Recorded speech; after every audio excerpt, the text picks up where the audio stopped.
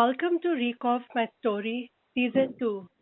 Today we have a special guest from Pune and she recently recovered from COVID. Welcome to the show, ma'am. And if you could just Yeah, introduce yourself. yeah. I am Dr. Munira Lokhandwala. I am a doctorate, not a doctor, and I am a teacher of English. And I recently I teach in a senior college in Abhidayananda Senior College, Pune. And as you've just been informed, I have recovered from COVID. And well, that's it. Okay, welcome to the show. Yes, ma'am. And would like to listen from you your experience that you went through when you were suffering with COVID. Yeah, actually, what did happen was, in fact, I got diagnosed a little late because, I did not show the typical symptoms. Like I didn't get a fever or I didn't have a racking cough. But I did, as a turn of season, we do get a little bit of on and off a cough and cold. Plus, I had a little body ache. So, I just thought it was a little bit of change of weather which is affecting me. But it was only when my husband got infected and he showed the typical signs of loss of smell that the rest of the family we needed to get tested. And that's when we realized that three of us were positive. So that was one thing. Fortunately for all three of us, we were not very severe cases.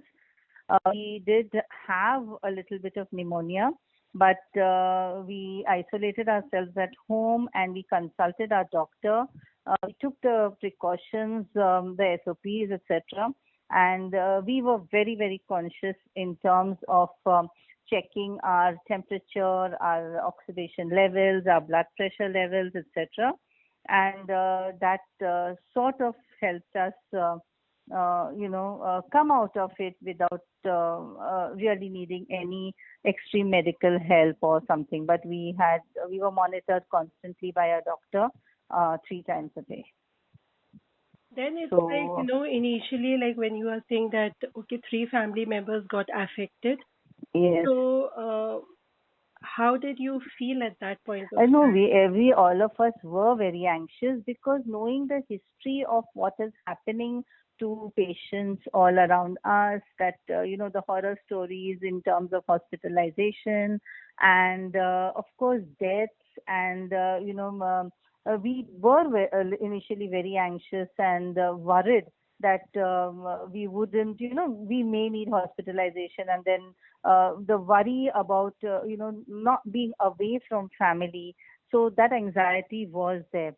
But fortunately, we got the right medical guidance from our doctor, as well as once we had got established all the tests, etc., and we knew the procedure for undergoing. So the initial anxiety is obviously there. It is bound to be there because we are dealing with a situation, we are dealing with a disease which is unprecedented in that sense. There is no marked cure as such for it. And it's a global phenomena. It is something you can't even step out of. And the thing is, you cannot have people coming in to help you, to nurse you, or whatever. Whatever happens, you have to do it yourself. So that anxiety was obviously there since there were three of us affected.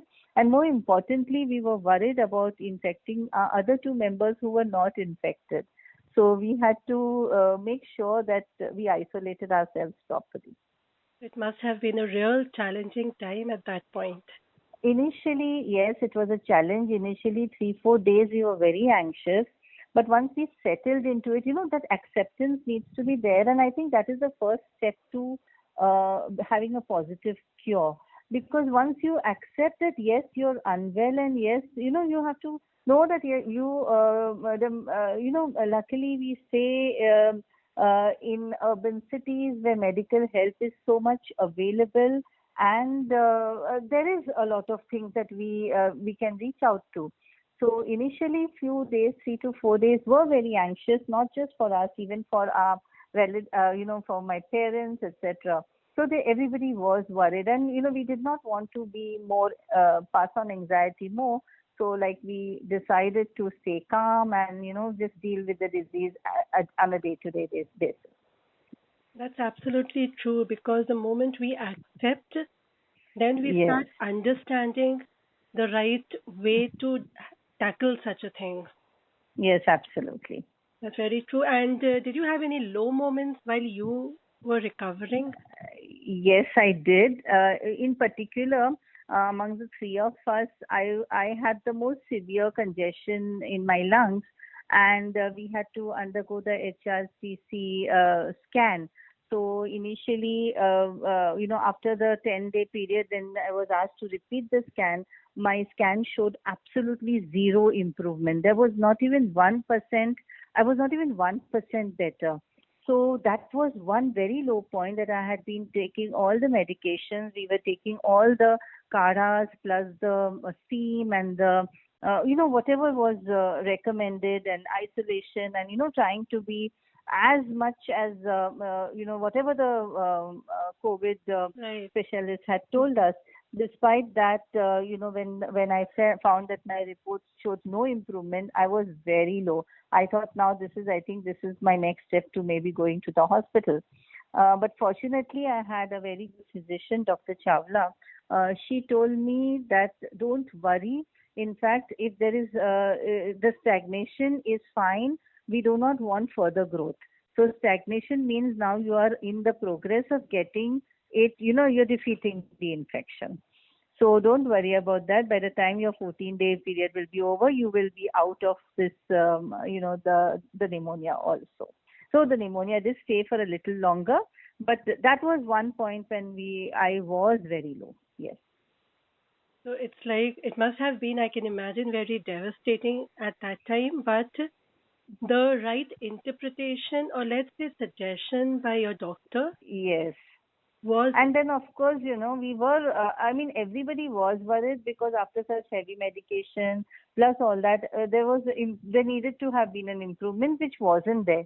But fortunately, once we realized it, and I spoke to another doctor as well, who's a relative, and she also reassured me that no, this is very normal, which we are very happy that it's not increased because increase means that, it challenges your lungs even more and that would mean and luckily all my readings and all were within the normal range, so that all the pointed to me not getting more worried, and so it was just a worry for a day, and then when I was reassured I was okay.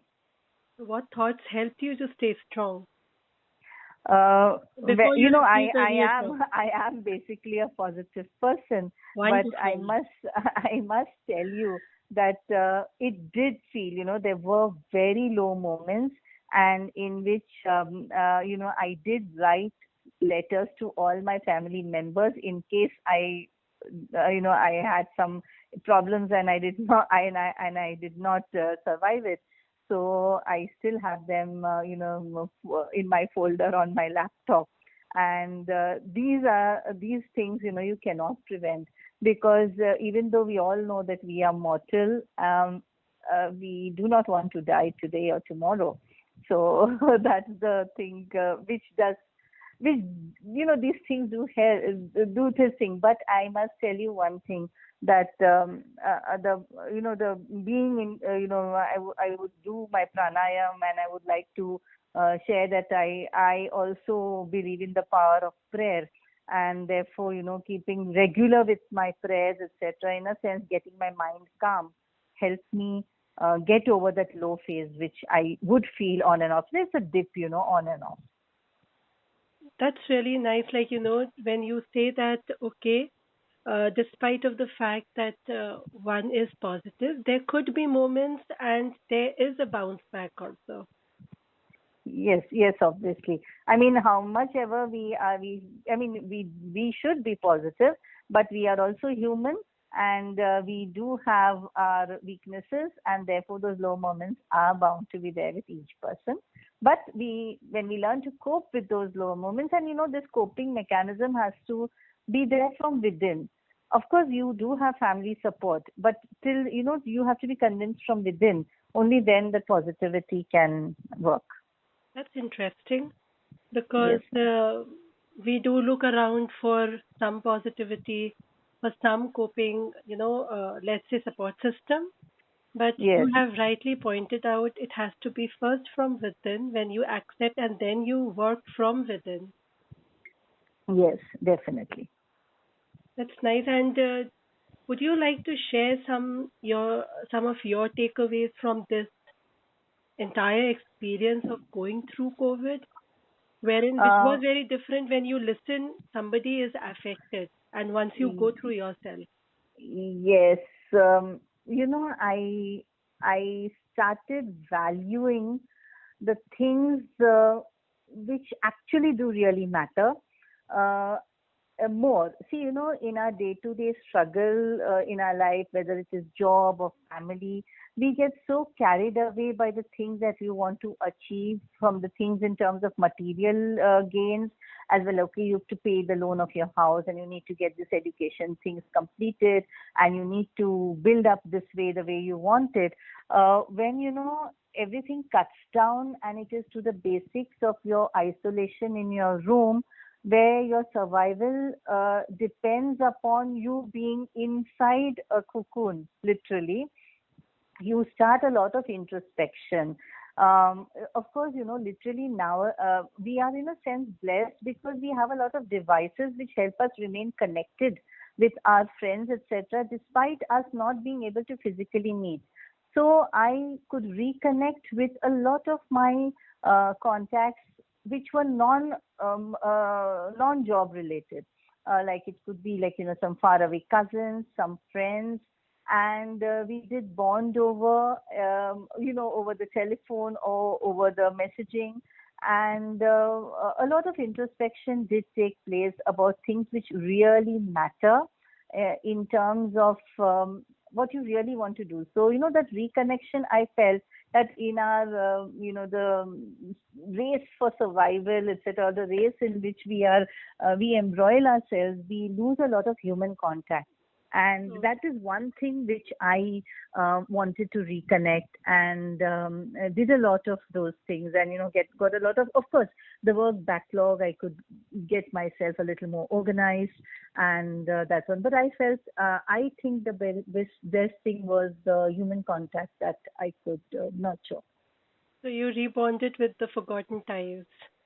Yeah, I rebonded with a lot of my friends and relatives whom I would be just a WhatsApp hi, during a festival greeting. But otherwise, also, like, means the will wasn't in place along with the time. So the time factor always matters with us who are racing here and there. And now at that time when I realized that, okay, I was isolated and I needed to meaningfully spend my time, I thought the human connect was missing in my life in so many years. Whatever, with the bringing up of the family or making your career. So that is where I felt I could reconnect. So it was recovery with a pinch of salt. Yes, definitely. Okay, and a wonderful recovery, Alhamdulillah, and that I'm really happy. Yes, ma'am. Uh, yeah, the only thing is one more thing physically, in a sense, even though you try, but one thing is, I mean, that is true of almost all the COVID patients whom I've interacted with, the those who have recovered, that it takes you a while to build up your strength again. So, along with a good, healthy diet, a sort of a mild exercise routine after you have been declared COVID negative should be followed in terms of breathing, in terms of light exercises, in terms of extremely healthy food, because it needs to it does take away a lot from your system. It doesn't show. It does not always manifested during your 14-day, because we were mildly infected. So those who are more heavily infected would have more side effects of the medication as well as the disease. So this is in terms of the physical this thing. But mentally, yes, you have to be very positive. You have to understand that this is something which you can cope with, and use the time, instead of going into the self-pity and all that mode, We can go into things like, maybe read up. I mean, I did read up quite a lot, all the missing, things which I needed to read, and I did read up. I indulged in a lot of prayer, and also a lot of reconnection with a lot of people. So, along with rebonding, you rekindled your own hobby. Yes, I did. Yes, I have always been an avid reader, but sometimes your favorite books get kept away for another time. That maybe when I have a little more time, I would have. So my bookshelf was filled with books which were not read. So I took this opportunity to do that as well. Excellent. Yeah. And any special message that you would like to share with all the listeners, especially those who are recovering from this COVID right now? Yes, one thing is I feel that, today now that I have recovered and looking at so many people who are not so fortunate in terms of recovery, they did not come back from COVID. I would like to say that let us value each day and each relationship and person we come across with, because nothing actually, when we go to the final analysis, nothing actually remains besides the bonding that you share with your family, your support system. Those are the primary things that you need to value and you need to appreciate. See, we all value. I'm not saying that we don't value, but even if you verbalize it a bit and tell them how important they are to you, not when you are sick, but when you are well and good.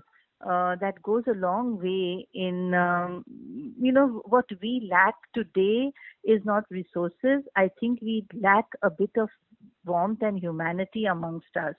And this is, in a sense, a collateral damage of modernization and modernity in that sense. So family bondings need to get stronger. Yes, some of us are very fortunate to have good support system, but even we cannot take anything for granted. Nothing, especially human relationships, should not be taken for granted. That's all. That's wonderful because I'm sure now the listeners will understand that to maintain the bond within their own family and with friends and colleagues everywhere, it does help in maintaining that, that warmth around, being more humane Yes, in a broader way. definitely, definitely. Absolutely, your valuable advice is very precious, especially for people right now who are looking up and looking around for some positivity, because there Yes. is too much of, let's say, not negative, but raw data that is not being There is refined. a lot of anxiety. A lot of people are getting stressed more because of what they have heard and what they are threatened with. This is not, there are a very small percentage of people go into a very severe state of COVID where its recovery becomes difficult.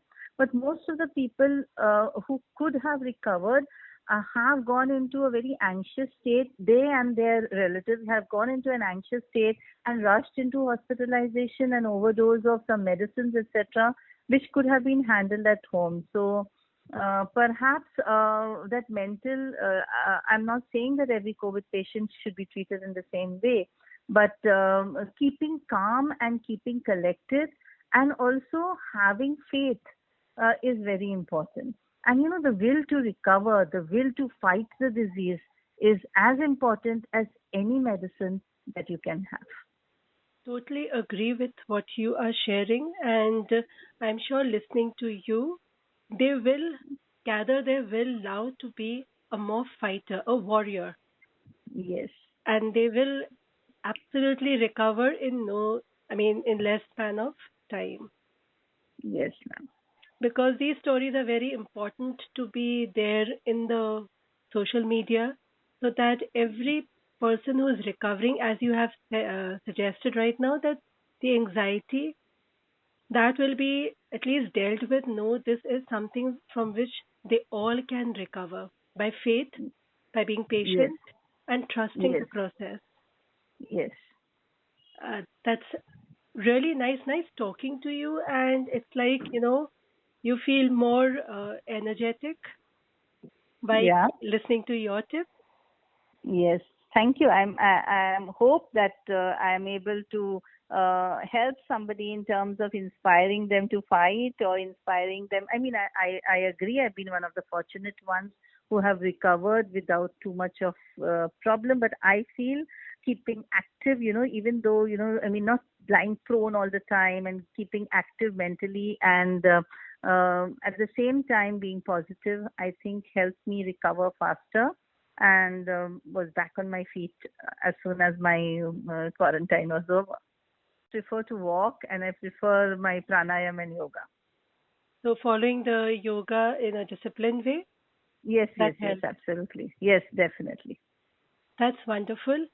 And Yes, with that positive note and positivity, I hope all the listeners will keep in mind and value the bonds that they are building up in the process later on, and valuing the things that they are blessed with.